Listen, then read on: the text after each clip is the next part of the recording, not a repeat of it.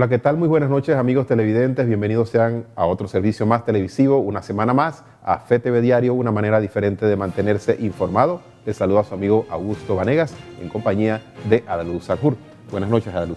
Buenas noches, Augusto. Buenas noches, amigos televidentes. Gracias por estar con nosotros. Queremos saludar también a todos los que nos sintonizan a través de los 94.1 FM de Radio Hogar y también los que nos envían sus comentarios en nuestra cuenta de Twitter, @FTVDiario05. Vamos a arrancar con la información para esta noche. Y tenemos que hoy venció el plazo para que todos los candidatos que participaron en las elecciones generales presentaran su informe financiero de ingresos y gastos de campaña. Veamos. A pesar de las advertencias hechas por el Tribunal Electoral para que se cumplieran las reglas del juego en las pasadas elecciones generales, se estima que al menos más de 2.000 candidatos esperaron la fecha tope de este 20 de mayo para entregar su informe de gastos y financiamiento de campaña privado y público. Yo, Circuito 84, bueno, ha sido nuevo para mí, la verdad hemos tratado de hacer todo a pie de letra como el tribunal lo quiere. Y en estos momentos estamos entregando nuestro informe. Que yo laboro, yo estaba de vacaciones y empecé a laborar, entonces me tocó hasta el último día hacerlo, ¿no? Tuvimos un pequeño inconveniente en cuanto a la entrega del informe porque ya vinimos anteriormente y hubo un error en cuanto a los formatos que nos proporcionó el partido. En este caso dice que los formatos habían cambiado un poco.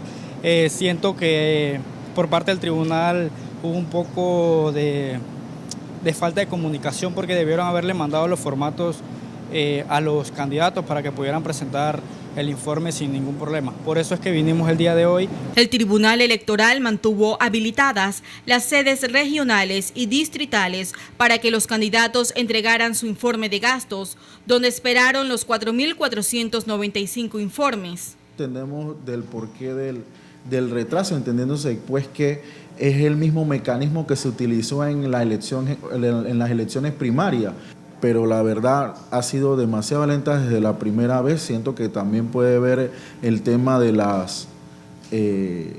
primera semana, que hubo el tema de las proclamaciones. Unos candidatos de repente estaban más pendientes a si iban a ser proclamados o no. Quizás eso también tuvo algún tipo de retraso en la entrega del informe, ¿no? Tendrán sanciones quienes no entregaron su informe como establece la actual legislación del Tribunal Electoral y para quienes excedan en el tope de estos, con el equivalente al doble de la diferencia de la suma excedida. El artículo 215 del Código Electoral establece que quien no presenta su informe de ingresos y gastos tiene la sanción de los $3.000. Es importante conocer que la sanción es durante el periodo establecido. Si en el caso de los proclamados no se les entrega aparte de la sanción, si no le entregan hoy, aparte de la sanción de los $3.000, no se les entrega las credenciales. El tema del financiamiento, los topes y demás, no se puede tener una inequidad tan grande. Es más, no debe existir ningún tipo de inequidad entre los de libre postulación y los de partido político a nivel de financiamiento. Los candidatos a cargo de presidente, 4 han presentado su informe de ingresos y gastos. Diputados del Parlacén, 44. Diputados de la Nación, 191. Alcalde, 187. Representantes de corregimiento, 1.596. Mientras que los candidatos a cargo de concejal, un total de 9. El plazo para entregar el informe venció este lunes 20 a las 7 de la noche. Jennifer Sanjur Padilla, FETV Diario. Y este martes el presidente de la República, Juan Carlos Varela, y el presidente electo, Laurentino Cortizo, se reunirán en el C5, en la sede de la Policía Nacional, para abordar temas relacionados a seguridad. Así fue informado este lunes a través de un tuit que fue colgado en la cuenta oficial de la Presidencia de la República.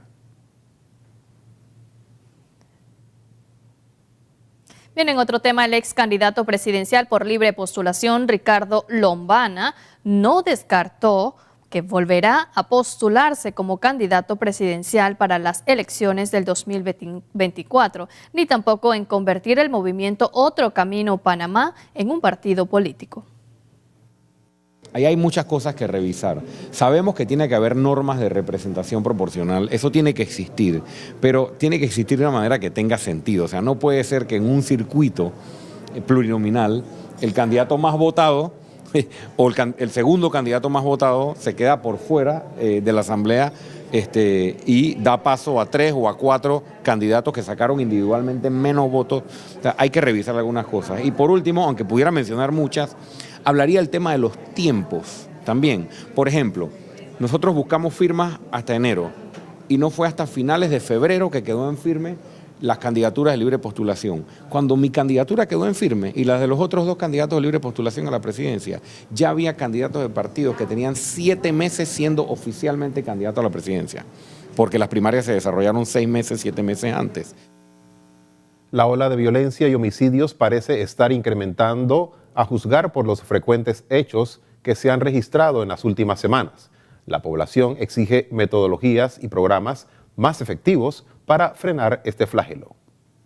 La violencia armada y los niveles de criminalidad siguen dejando sus secuelas de víctimas fatales y de panameños que viven bajo el temor por los sucesos que se reportan a diario. Índice del pandillerismo que se vive en Panamá, el crimen organizado que se vive en Panamá, y es el llamado de atención al actual gobierno entrante que se debe de plantear temas más de seguridad en nuestro corregimiento de San Miguel, donde está escaso presencia policial en estos corregimientos que se vive en Panamá. Barrio Seguro fracasó, no fue un éxito, hubo esfuerzo, pero no hubo la fuerza de voluntad en seguimiento para estos jóvenes que merecen cambio de vida. El gobierno y los organismos que luchan contra el crimen implementaron varios programas para rescatar a los niños y jóvenes de la criminalidad, pero lamentablemente pareciese no tener resultados. Evidentemente tenemos una estrategia de seguridad, pero pareciera ser que está entrando en crisis, es decir, que lo que se propuso como medidas, lo que se propuso como posible solución no está ejerciendo un efecto. Al contrario, lo que estamos viendo, por ejemplo, en la provincia de Colón, en la provincia de Panamá, el distrito de San Miguelito particularmente, corresponde a una criminalidad que no ha variado. No ha variado en términos cuantitativos, pero sí en términos cualitativos, porque tenemos mayor uso de armas de fuego, a tal punto que el 68% de los homicidios, a pesar de la veda de armas de fuego, el 68% es con armas de fuego. El experto en estos temas de violencia y criminalidad considera que las instituciones deben sumar fuerza contra los niveles delictivos y apostar a la prevención, pero sin dejar atrás la represión. Yo creo que al próximo gobierno le espera una criminalidad recurrente, diversa, difusa, que tiene entre sus mayores víctimas a los jóvenes. Casi el 36% de los homicidios está entre los 18 y 29 años de edad. Es una situación dramática. Total, un reto, yo creo que es uno de los problemas a atender, máxime que, dada el enfoque, tenemos una población penitenciaria que está en incremento. Tenemos alrededor de 16.800 privados de libertad y la mayoría de estos privados son jóvenes. Solo este fin de semana se reportaron unos 5 asesinatos relacionados a la venganza y pandillerismo, donde los menores de edad tampoco escapan de la violencia armada. Un informe del Ministerio Público revela que durante los primeros 4 meses del año se han registrado 135 homicidios a nivel nacional, convirtiéndose en el mes de enero como el más violento, con 43 hechos de sangre. Jennifer Sanjur Padilla, FETV Diario. El IDAN inició el corte de servicio de agua a clientes comerciales e industriales morosos. Tal como se había anunciado, funcionarios del Instituto de Acueductos y Alcantarillados Nacionales, IDAN, salieron a las calles desde muy temprano de este lunes para iniciar los operativos de corte de agua a clientes comerciales e industriales morosos a nivel nacional. Esta institución busca recuperar 6.3 millones de dólares que le adeudan los comerciantes. La deuda total de los clientes comerciales e industriales está arriba de los 9 millones de dólares. Sin embargo, en esta ocasión estamos llegando a 6.3 millones de dólares ya identificados de clientes que nos deben algún tipo de, que tienen algún saldo pendiente con nosotros. Esto es a nivel nacional, esto es desde Bocas del Toro, Chiriquí, hasta Darién, hasta el sector este de la ciudad, haciendo énfasis fundamentalmente en los puntos donde mayor concentración de clientes morosos tenemos, a saber, Panamá Metro, que corresponde a los distritos de San Miguelito y Panamá, Arraiján, Colón, Chiriquí, son donde mayormente se concentran los clientes comerciales e industriales morosos. Los operativos iniciaron en sectores como Santa Ana, Chorrillo, Ancón, Bellavista, donde se reportaron cerca de 170 cortes de agua a comercios. Mañana vamos hacia, si no terminamos hoy, nos mantenemos en esta área, y si no ya avanzamos hacia los otros ciclos de Betania, San Francisco y así sucesivamente hacia las afueras de la ciudad. Lo primero que queremos es hacerle un llamado a nuestros clientes morosos que se acerquen a hacer su pago y eviten el corte, que pueden hacer sus arreglos de pago, pueden hacer sus abonos correspondientes y poder salir del sistema como clientes morosos y evitar el corte. El corte lo que le trae, además de que le quitemos el servicio de agua, es que tienen que pagar una cantidad adicional para la reinstalación. Unos 40.000 clientes comerciales e industriales a nivel nacional mantienen la millonaria deuda con el IDAN, mientras que 600.000 clientes residenciales, la mora es de 46 millones de dólares. En la ciudad capital se mantiene la deuda más alta con unos 4.000 clientes comerciales morosos, lo que representa unos 4.800.000 dólares. Jennifer Sanjur Padilla, FETV Diario.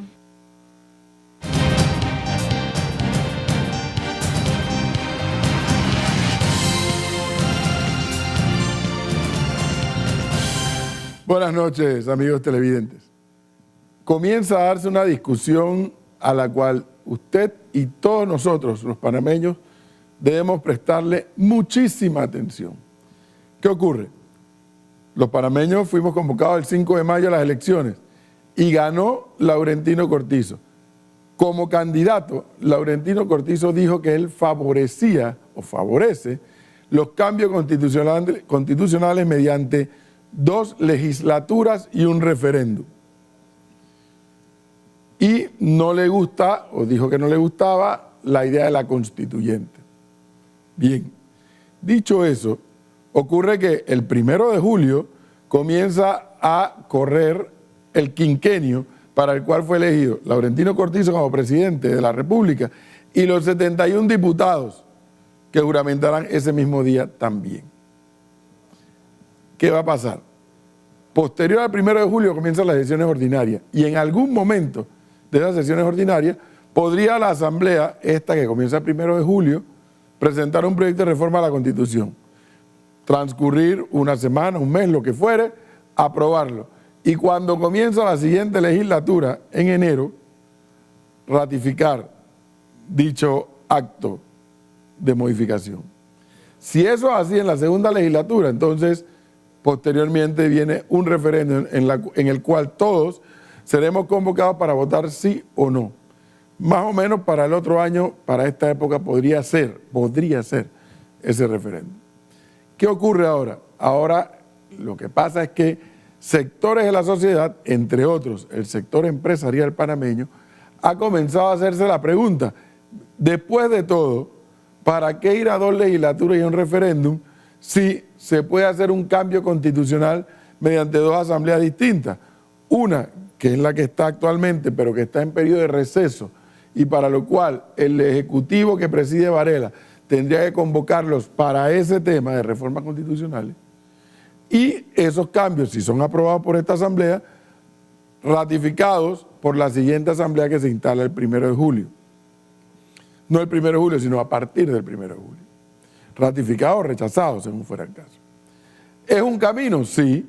Más corto también. Seguro, por supuesto, pero hay 2 problemas. Uno, el nivel de desprestigio de la actual asamblea, que no significa que está descalificada para hacerlo, porque estos diputados están para el quinquenio 2014-2019, que finaliza el último día de junio. Así que técnicamente no están descalificados éticamente, políticamente, pero no técnicamente. Pero además, eso tendría que pasar por un acuerdo entre el presidente saliente, Varela, y el presidente entrante, Cortizo. Cortizo dijo la semana pasada que Varela le ha dicho que él no está para convocar a sesiones extraordinarias para temas constitucionales, que la va a convocar para otros temas. Pero quién sabe si el grado de influencia que ejerza la empresa privada y otros sectores más logren convencer tanto a Varela como a Cortizo que este es un camino más seguro y más directo. ¿Por qué más seguro y más directo? Porque en las dos ocasiones anteriores, desde que el país regresó a la democracia, cuando se han tratado de pasar reformas por la vía del referéndum, las dos veces ha ganado el no. Una vez fue con Endara y otra vez fue con Pérez Valladares. Con Pérez Valladares era obvio porque a las reformas le metió el tema de la reelección inmediata y la población, el electorado rechazó eso. Y en el caso de Endara, lo que ocurrió fue distintos sectores de la sociedad que ya estaban molestos con Endara porque no le habían dado participación en el gobierno, entraron a adversar dichas reformas. Esas son las dos ocasiones que se ha utilizado ese método y las dos ocasiones ha ganado el no. Por eso es que hay quienes dicen que las dos asambleas es más directo y más seguro. Pero ¿qué es más seguro? En tanto y en cuanto será más seguro si las reformas que se van a plantear son muy puntuales, son específicas. Si las reformas van a entrar a elaborar o a desarrollar una constitución completamente nueva, créame que de ahí no va a salir nada. Estoy convencido que de ahí no va a salir nada. Porque cada uno va a querer poner su coma. Y si no está la coma que yo quiero, voy en contra al referéndum. Mientras que obviamente la de las dos asambleas, una vez que la primera asamblea lo aprueba, la segunda asamblea o aprueba o rechaza, no puede modificar. ¿Se dan cuenta la diferencia? El problema es la coyuntura. Porque tiempo hay. Para producir un consenso y la voluntad, tiempo hay. Lo que no hay es la idoneidad política, la idoneidad ética, porque la sociedad ha rechazado esta asamblea que aunque todavía está en funciones, aunque en receso, y puede ser convocada a extraordinaria, creo que la sociedad la repudia. Estamos entonces ahora entrando, sin haber comenzado el periodo presidencial de Laurentino Cortizo, en una especie de encrucijada. ¿Qué hacemos? Y digo que hacemos porque esto no es una voluntad o una decisión exclusiva de quienes vayan a ser miembros del Ejecutivo y miembros del Legislativo. Esto también tiene que contar con la participación y el consenso de nosotros, los ciudadanos. Así es que los invito a que le presten mucha atención al tema porque ha comenzado a calentarse y va a entrar en un momento de ebullición, ya sea por las dos legislaturas y el referéndum o por las dos asambleas diferentes. El tercer camino, que es la constituyente paralela, de momento nadie lo ha mencionado. Continuamos con más información. En el segundo bloque le quiero hablar de algo que pasó en Colombia y que ojalá fuera un reflejo acá en Panamá. Eso será en el segundo bloque.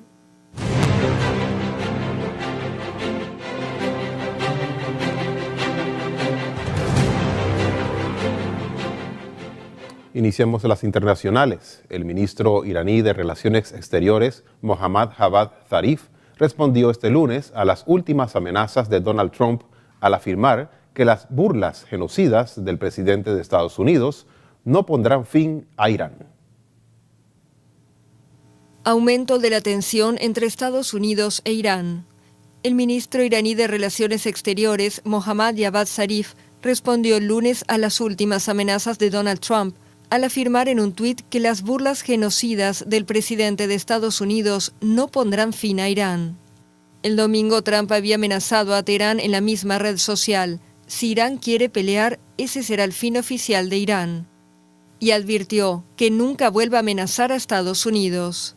La relación entre los dos países ha empeorado particularmente en las últimas semanas, en las que Estados Unidos reforzó su presencia militar en el Golfo Pérsico. Una forma de aumentar la presión sobre el gobierno de Teherán, al que acusa de preparar ataques contra sus intereses en la región. Washington envió un portaaviones y bombarderos en respuesta a supuestas fotografías que mostraban que Irán había cargado misiles en pequeñas embarcaciones. Además, retiró a su personal diplomático no imprescindible de Irak, citando amenazas de grupos armados iraquíes respaldados por Irán. Las tensiones entre los dos países se han incrementado desde que Trump decidiera hace un año retirarse del acuerdo internacional de 2015 para limitar el programa nuclear iraní a cambio de un levantamiento de las sanciones. Desde entonces, Washington volvió a imponer severas sanciones a la República Islámica. Este fin de semana fue llevado a un hospital colombiano al ex guerrillero y líder de la FARC, Jesús Santrich, quien es requerido por la justicia estadounidense por casos de narcotráfico. Jesús Santrich, líder de la exguerrilla colombiana de las FARC, fue llevado este sábado a un hospital tras valoración médica, luego de autoinfligirse cortes en los brazos mientras esperaba su excarcelación. Mientras tanto, miembros del partido FARC y seguidores de Santrich se reunieron frente a la fiscalía para expresar su descontento con la medida que llevó a una nueva detención de su líder. Es una trampa contra el acuerdo de paz, es una trampa contra la confianza que en Colombia se tiene alrededor del derecho y de la justicia, es una trampa que intenta acabar con la esperanza de la construcción de paz para Colombia. El presidente Iván Duque apoyó la apelación de la sentencia enunciada por la Procuraduría, advirtiendo que el caso no está cerrado y que está dispuesto a autorizar la extradición de Santrich. Que no haya duda de que todas las personas que genuinamente han abandonado el camino de la violencia y se mantienen en su proceso de reincorporación recibirán el apoyo y las garantías del Estado. Pero quienes reincidan en las actividades criminales deberán recibir todo el peso de la ley. El ex negociador de los acuerdos que permitieron el desarme y la transformación de las FARC en un partido político fue recapturado el viernes cuando salía de la cárcel en silla de ruedas, en el marco de la investigación por narcotráfico que se le sigue en Estados Unidos. Son buenas noticias, subrayó el chavista Nicolás Maduro, tras iniciar conversaciones con la oposición venezolana en Noruega, cuyo gobierno agradeció su propuesta de mediación. A través de las alianzas. El presidente venezolano Nicolás Maduro anunció el inicio de conversaciones con la oposición en Noruega, que propuso mediar entre ambos. Que el ministro Jorge Rodríguez y el gobernador legítimo del estado Miranda, Héctor Rodríguez, fueron a Noruega a encabezar la delegación de Venezuela en el inicio y la exploración de conversaciones y diálogos con la oposición venezolana para construir una agenda de paz para el país. Confrontado a la peor crisis socioeconómica del país petrolero en su historia reciente, el mandatario socialista añadió que Venezuela tiene que procesar sus conflictos y buscar soluciones por la vía de la paz. El líder opositor Juan Guaidó había revelado el jueves contactos bajo la órbita de Noruega, aunque negó que se trate de negociaciones o que haya habido un cara a cara con los enviados del gobierno. Noruega reiteró este viernes su disposición de seguir apoyando la búsqueda de una solución pacífica para el país, según un comunicado de su Ministerio de Relaciones Exteriores. Evo Morales, primer presidente indígena de Bolivia, inició ante miles de seguidores su carrera hacia un cuarto mandato en las elecciones de octubre, ajeno a las críticas de la oposición que le acusa de encabezar un gobierno corrupto y dictatorial. Ante una multitudinaria concentración, el presidente de Bolivia, Evo Morales, lanzó su candidatura para un cuarto mandato presidencial, ajeno a las críticas que recibe de la oposición, que le acusa de encabezar un gobierno corrupto y dictatorial. Que este proceso es imparable, es camino sin retorno. Este proceso de cambio no solamente es para los bolivianos. Morales, de 59 años, justificó su convicción por su gran plan de industrializar los recursos naturales de Bolivia como el litio, el gas y la electricidad. Los 13 años continuos de gobierno de Morales se han caracterizado por la estabilidad económica, pero se han visto ensombrecidos por fuertes críticas por supuesta corrupción y dilapidación de los recursos. El gobernante boliviano, que todavía es líder de un sector de los cocaleros, arrancó su discurso con un fuerte alegato contra Estados Unidos y recordó que el aeropuerto donde se celebraba el acto era, hasta que él asumió la presidencia, una base de la DEA, la Policía Antidrogas norteamericana. Morales expulsó en 2008 a la DEA, acusándola de conspirar contra su gobierno. Poco antes, echó del país al embajador estadounidense Philip Goldberg por el mismo motivo. Como parte de las protestas a nivel mundial contra las actividades de la agroquímica Bayer Monsanto, cientos de argentinos salieron a protestar por las calles de la capital del país. Numerosas manifestaciones han tenido lugar durante el fin de semana en todo el mundo, protestando contra las actividades de la empresa agroquímica Bayer Monsanto. En Argentina, cientos de personas participaron marchando por las calles de Buenos Aires. Estamos acá en la Marcha Mundial contra Monsanto, en su edición de la ciudad de Buenos Aires, protestando contra esta multinacional que es la punta de lanza del agronegocio, de la agricultura tóxico-industrial que realmente nos está envenenando y sobre todo en la Argentina. Estas marchas, que se organizan desde 2013, se desarrollan este año en un contexto delicado para Monsanto, que es objeto de 13.400 demandas judiciales solo en Estados Unidos por el herbicida glifosato. El lunes, la firma fue condenada a pagar $2.000 millones a una pareja de estadounidenses con cáncer. Los plaguicidas son absorbidos por los suelos, lixivian por las corrientes de agua y se acumulan también en los sedimentos, vuelan a grandes distancias y sabemos que tienen un gran impacto en general en la diversidad, estamos hablando de plantas, de animales e inclusive los seres humanos que somos parte obviamente del ambiente y la naturaleza. Además de Argentina, decenas de países organizaron eventos similares, como Francia, Alemania, Portugal, Estados Unidos, México, Chile, Australia e India. 8:28 de la noche, vamos a hacer un breve alto a la información, pero al volver continuamos con más aquí en FTV Diario. Augusto. Así es, al volver tendremos también toda la actividad del Santo Padre, la actividad de la Iglesia en el mundo y por supuesto la actividad de nuestra Iglesia panameña. No le cambie, volvemos pronto.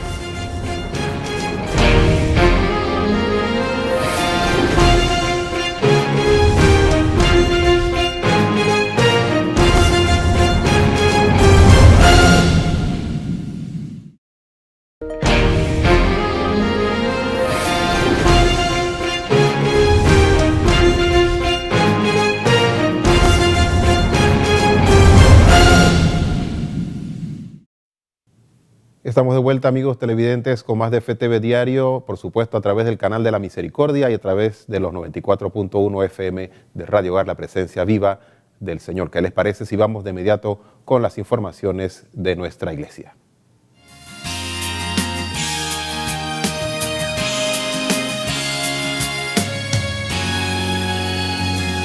Panamá se unió a la vigilia de oración por los fallecidos del SIDA. Encendiendo una vela por cada persona que ha fallecido por la enfermedad del SIDA. De esta manera, la Iglesia panameña se unió a la Vigilia Mundial de Oración por todas las personas que han perdido la vida a consecuencia de esta enfermedad. Bueno, hoy estamos celebrando la 36ª Vigilia Mundial de Oración por los fallecidos del SIDA y al mismo tiempo será pues una oportunidad para expresar nuestra solidaridad para con todos sus familiares y sobrevivientes, ¿no? Y también será pues un día muy propicio para seguir haciendo incidencia respecto a este tema tan puntual de nuestra sociedad, como es el tema del VIH y del SIDA. Pidiéndole a todos los hermanos cristianos católicos que oremos, que mantengamos en nuestras memorias a aquellos hombres y mujeres que han sido víctimas del SIDA, para que no discriminemos, para que los aceptemos como algo que puede suceder en todas nuestras vidas, para que tomemos conciencia y revisemos nuestro estatus haciéndonos el examen del VIH, porque lo más triste del VIH es tenerlo y no saber que lo tenemos. Las instalaciones del Colegio Elena Chávez de Pinate recibió a personas de la comunidad de Juan Díaz, en su mayoría jóvenes, siendo ellos el foco principal de este año, ya que según reportes el VIH y SIDA está afectando mayormente a los adolescentes de 12 años en adelante, cuando hace 15 años atrás la población afectada era de 24 años en adelante. El VIH no se transmite por que se abrace a una persona, porque se le dé la mano, porque se dé un beso. El VIH se transmite fundamentalmente en Panamá por relaciones sexuales irresponsables. Y si usted es fiel a su pareja, usted no va a tener problema. Si usted se abstiene de tener relaciones mientras esté soltero, usted no va a tener problema. Realmente pues hacemos un llamado a que mantengamos una actitud responsable para evitar más muertes por el VIH. Tenemos que luchar y abrir los ojos más que toda la juventud hoy en día que está expuesto en esos riesgos, que pueden adquirir la enfermedad. Y a mí me gustaría que las personas que tienen la condición del VIH unemos fuerza y no estemos discriminando, porque la gente que tiene VIH inclusive se discrimina entre ellos mismos y no estemos andando discriminando, sino abrimos los ojos más la juventud para que entiendan que la enfermedad es algo real que estamos viviendo en nuestro país. Ninguna persona con VIH y SIDA puede ser pues, así como una amenaza directa e inmediata para nosotros, sino que más bien es un ser humano, es un hermano nuestro, en el cual pues Cristo sigue estando presente, este Cristo sufriente, y eso hace entonces pues que tengamos o debemos tener pues la capacidad de acercarnos a esa persona para ayudarle, para tenderle la mano, y sobre todo pues para expresar este sentido de la solidaridad en un momento de cruz tan especial como es el momento del VIH y del SIDA. Candlelight, como es conocida esta actividad a nivel mundial, fue organizada por la Casa Hogar El Buen Samaritano, fundación que en la actualidad brinda una ayuda solidaria a aquellas personas que padecen de VIH y SIDA. Bien, y cambiamos de asunto. Los obispos de Filipinas se han reunido con el Papa Francisco. Entre los temas conversados está la difícil situación que se vive actualmente entre la Iglesia y el gobierno. La visita de los obispos filipinos empezó con buen pie, con este regalo.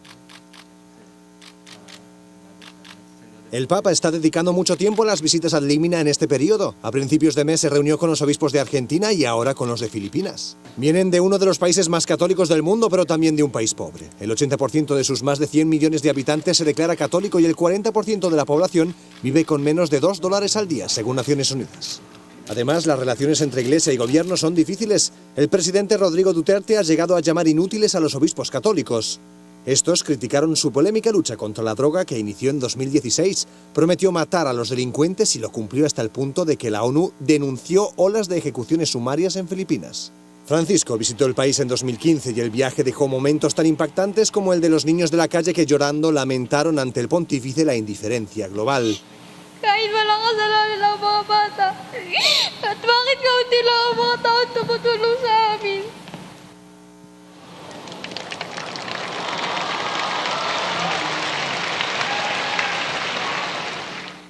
Filipinas, además, es un país muy castigado por los desastres climáticos. Los tifones han causado centenares de víctimas y mucho sufrimiento en el país. A los pocos meses de iniciar su pontificado, Francisco convocó a la comunidad filipina en Roma para rezar a causa de la desolación causada por el tifón Haiyan, que dejó a su paso un balance de más de 6.000 víctimas mortales. Polonia inicia la cuenta regresiva para celebrar los 100 años del natalicio del primer papa polaco, San Juan Pablo II. Comienza la cuenta atrás para el centenario de Juan Pablo II que Polonia quiere celebrar por todo lo alto. La historia comenzó hace 99 años en este lugar, Wadowice. Aquí nació Karol Wojtyła. No tuvo una vida fácil. A los 19 años tuvo que trabajar en una cantera picando piedra y luego, para evitar la deportación a Alemania, en una fábrica de productos químicos. A los 22 entró en el seminario clandestino del obispo de Cracovia para prepararse en secreto. Pío XII lo nombró obispo en 1958 y en 1967 Pablo VI lo hizo cardenal. En 1978, tras 2 jornadas de conclave, fue elegido sucesor de Pedro. Decidió llamarse Juan Pablo II. Su pontificado duró 26 años y 5 meses, el tercero más largo después del de Pío IX y el de San Pedro. Sus primeras palabras, no tengáis miedo, alzaron una corriente de entusiasmo que culminó con la caída del comunismo totalitario en el este de Europa. Se convirtió en el huracán Wojtyła, visitó 129 países en 104 viajes y en cada lugar tocó el corazón de millones de personas. Fue un innovador en el diálogo con las religiones, el primer papa moderno que visitó una sinagoga, el primero que entró en una iglesia protestante o el primero que estuvo en una mezquita. Con motivo del aniversario se están preparando publicaciones, congresos e iniciativas. Los obispos polacos han invitado a la creatividad para recordar la riqueza del mensaje del primer papa polaco de la historia.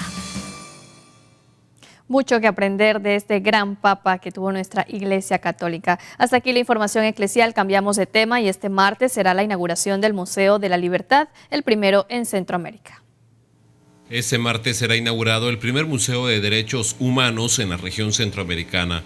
El Museo de la Libertad está ubicado en el corregimiento de Ancón, en la ciudad de Panamá. Esta primera exposición, en el primer edificio que abre sus puertas mañana, el edificio se llama Igualdad. Es el primero de 3 edificios. Los otros 2 se llamarán Memoria y Tolerancia.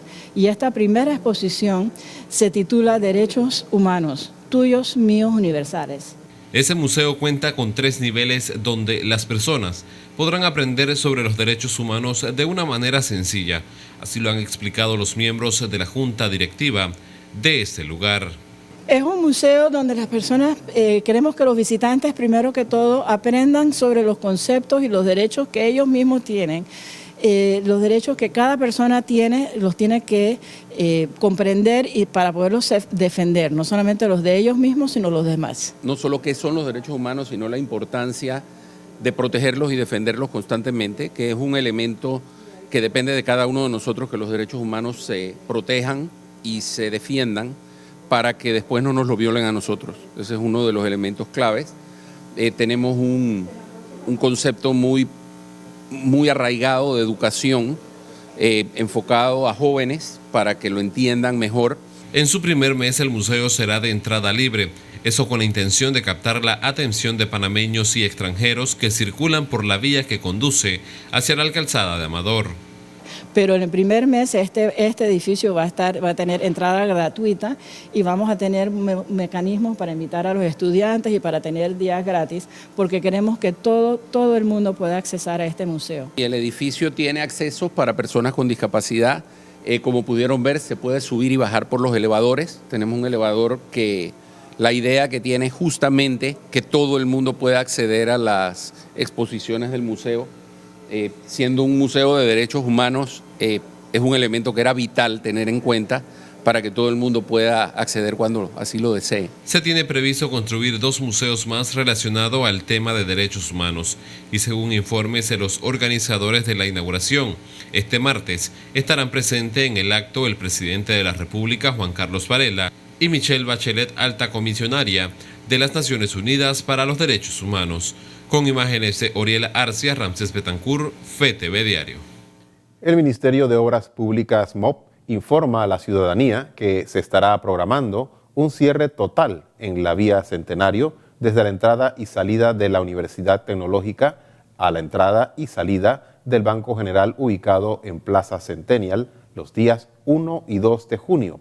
El horario de los trabajos serán de la siguiente manera: desde las 10 de la noche a las 11:59 minutos del 1 de junio, el cierre será parcial de 2 carriles de circulación y desde las 12:01 de la madrugada hasta las 5 de la mañana, el cierre será total. Este cierre está programado para la instalación de la cerca metálica o pasarela del puente peatonal que se construye entre el Instituto Nacional de Medicina Física y Rehabilitación y la Universidad Tecnológica de Panamá. Bien, amigos televidentes, llega el momento de realizar nuestra segunda pausa comercial y al volver tendremos nuestro acostumbrado segundo análisis con el profesor Edwin Cabrera. Y también nuestro compañero Alejandro Rodríguez preparado con información deportiva. No le cambie, ya volvemos. Esto es FETV Diario.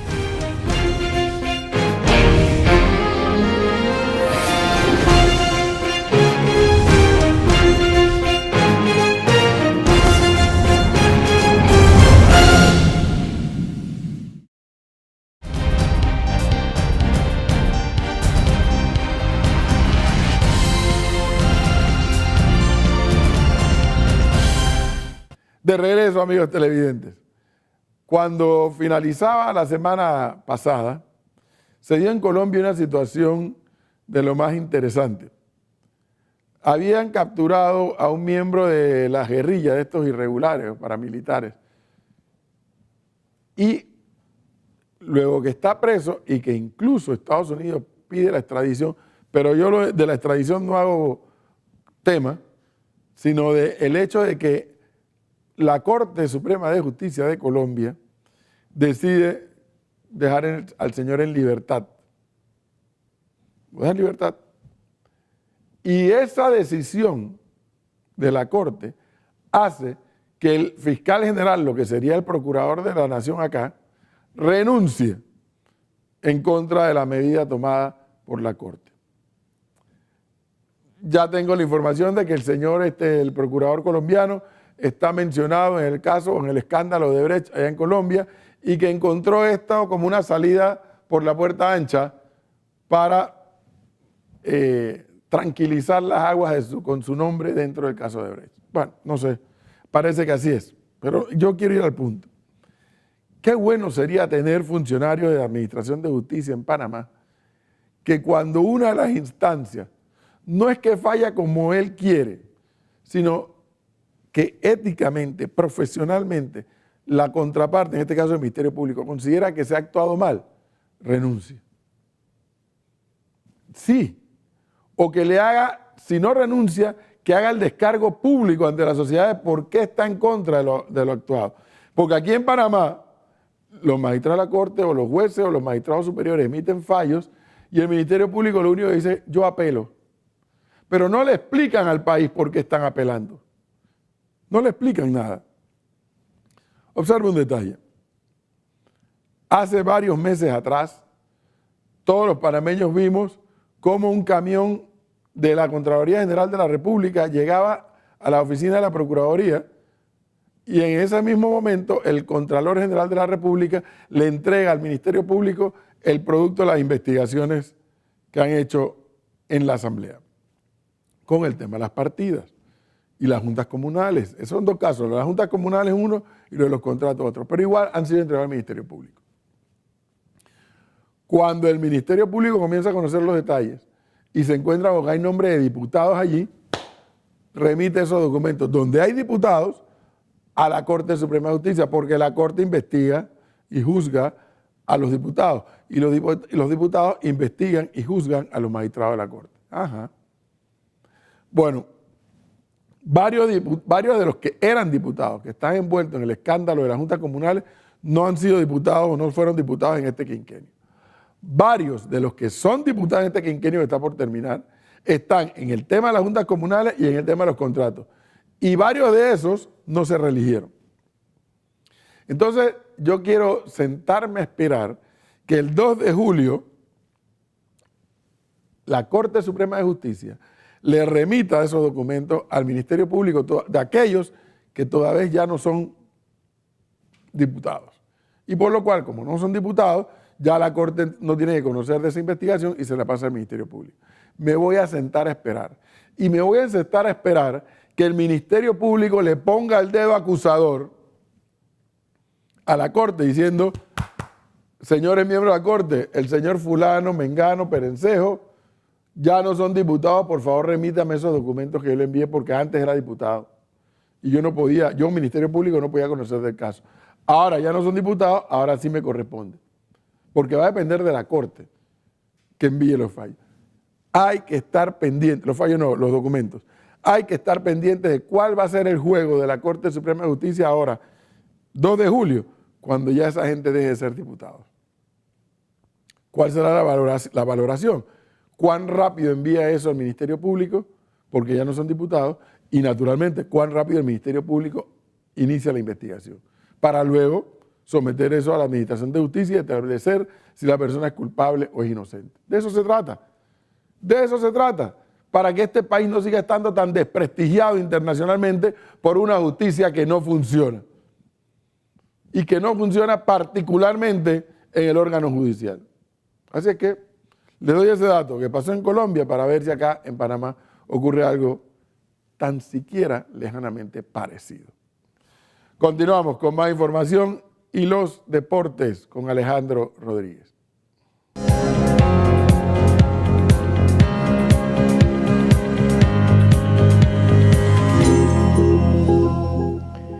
Gracias, buenas noches. Vamos de inmediato con el fascinante mundo de los deportes. Hay que hablar de nuestra LPF.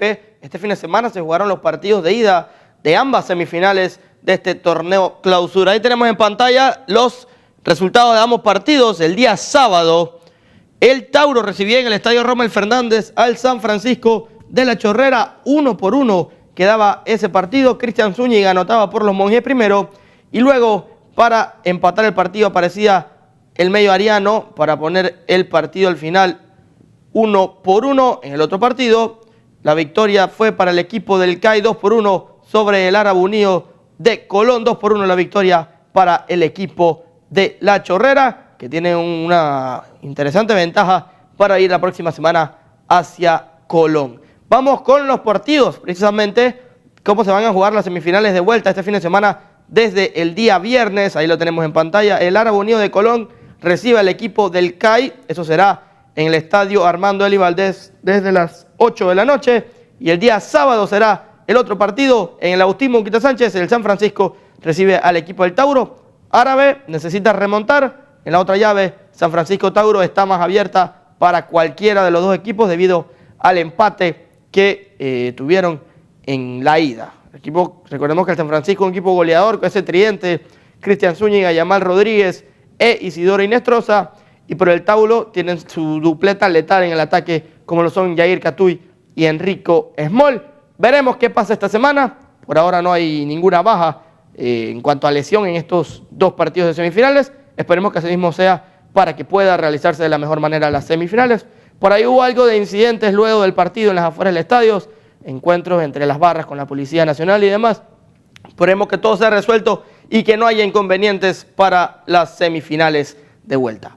Hay que hablar de nuestra selección de Panamá, y es que sigue entrenando de cara a lo que va a ser el partido, o mejor dicho, los partidos amistosos previo a la Copa Oro. Siguen entrando y vemos a Fidel Escobar y demás en el estadio Rommel Fernández bajo la dirección de Julio César Deli Valdés, en el estadio Rommel Fernández en horarios de la mañana. Con los medios de comunicación conversó Armando Cooper, quien se sumó hoy a los entrenamientos. Escuchemos. De Colombia, una selección, y luego Uruguay, o sea, es bueno todo lo que viene, ¿no? No, sí, es bueno, principalmente por lo que viene haciendo Panamá durante los últimos años, incluso enfrentándonos con grandes equipos en Europa y bueno, ahora viene Colombia, viene Uruguay, viene Países Bajos también, que son equipos que son de gran nivel, que nos van a exigir mucho, y esperemos que estemos siempre todos a la altura, ¿no?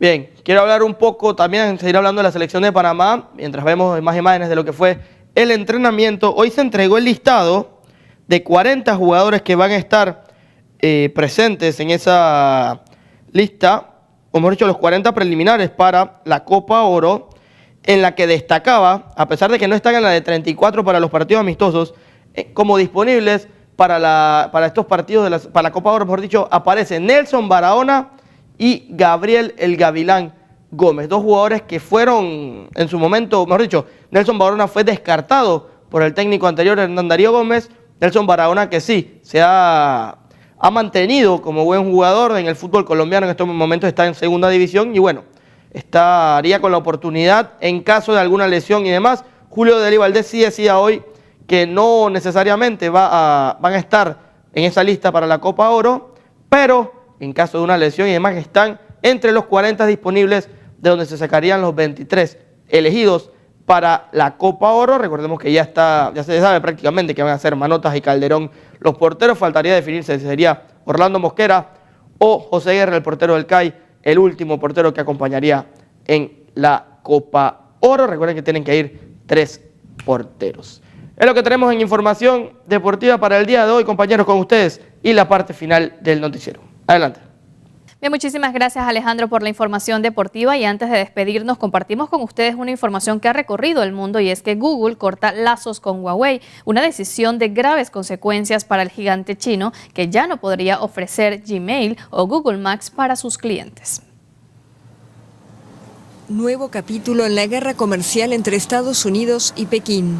La estadounidense Google indicó que cortaba sus relaciones con la China Huawei. La decisión tendrá graves consecuencias para el gigante chino, que ya no podría ofrecer a sus clientes aplicaciones como el correo Gmail o Google Maps. Por ahora, Google Play y el sistema de seguridad Google Play Protect seguirán funcionando los aparatos Huawei existentes. El anuncio se produce luego de la decisión, la semana pasada, del presidente estadounidense Donald Trump de prohibir a los grupos estadounidenses comerciar en el ámbito de las telecomunicaciones con sociedades extranjeras consideradas peligrosas para la seguridad nacional. Una medida que apunta principalmente a Huawei, segundo fabricante mundial de smartphones y acusado por Washington de ciberespionaje en favor del gobierno de Pekín. Estados Unidos juzgó a otros con su propia vara. Con el fin de obtener ventajas competitivas injustas, ha difundido rumores contra empresas de otros países, pero nunca ha dado pruebas decentes. La investigación europea demostró la inocencia de Huawei y expuso el comportamiento inadecuado de Estados Unidos para usar su poder nacional para suprimir empresas en otros países. Huawei es una de las empresas líderes del 5G, la nueva generación del Internet móvil que está en proceso de despliegue. En el primer trimestre vendió más de 59 millones de teléfonos inteligentes, un 19% del mercado, y más que la estadounidense Apple, aunque todavía por detrás de la empresa líder, la surcoreana Samsung. La compañía china ya ha denunciado restricciones irracionales que asegura interfieren con sus derechos. Bueno, noticias no muy buenas, así que yo creo que mejor quedémonos con las buenas nuevas que viene a continuación. Finalizamos, amigos televidentes, con este su noticiero Fe TV Diario. Sigue en sintonía de Fe TV, los esperamos mañana a la misma hora aquí en Fe TV Diario, una manera diferente de mantenerse informado. Buenas noches. Bendiciones.